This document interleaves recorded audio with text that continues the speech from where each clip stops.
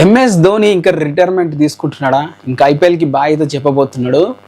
రీసెంట్గా ఐపీఎల్ నుంచి Chennai super Kings ఒక బాంబ్ అయితే పేల్చేసింది. ఏంటంటే ఐపీఎల్కి వచ్చేసి ఒక 2-3 వారాల వరకు ఎంఎస్ ధోని అందుబాటులో ఉండడు అని అయితే చెప్పడం జరిగింది. వాళ్ళు దానికి చెప్తున్న రీజన్ వచ్చేసి తనకు కొంచెం ఇంజురీ అయ్యింది, తను గేమ్స్ అయితే ఆడలేని పరిస్థితులు అయితే ఉన్నాడు అని అయితే అంటున్నారు. ఇయర్ మొత్తం ఖాళీగా ఉండే మన ఎంఎస్ ధోని గారు జస్ట్ ఐపీఎల్ స్టార్ట్ అయిన రోజున ఇలాంటి న్యూస్ రావడంతో ఫ్యాన్స్ అందరూ మెంటల్గా ఫిక్స్ అయితే అయిపోయారు. సో ఇంకా మెంటల్గా ఫ్యాన్స్ని ప్రిపేర్ చేస్తున్నాడు. ఐపీఎల్ తను లేకుండానే స్టార్ట్ అవుతుంది, తను లేకుండా మ్యాచెస్ జరుగుతాయి.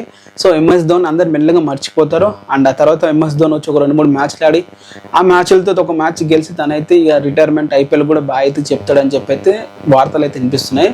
సో ఇది మాత్రం ఐపీఎల్ చెన్నై సూపర్ కింగ్స్ తీసుకున్న డిసిషనే, అలాగే ఎంఎస్ ధోని తీసుకున్న డిసిజనే.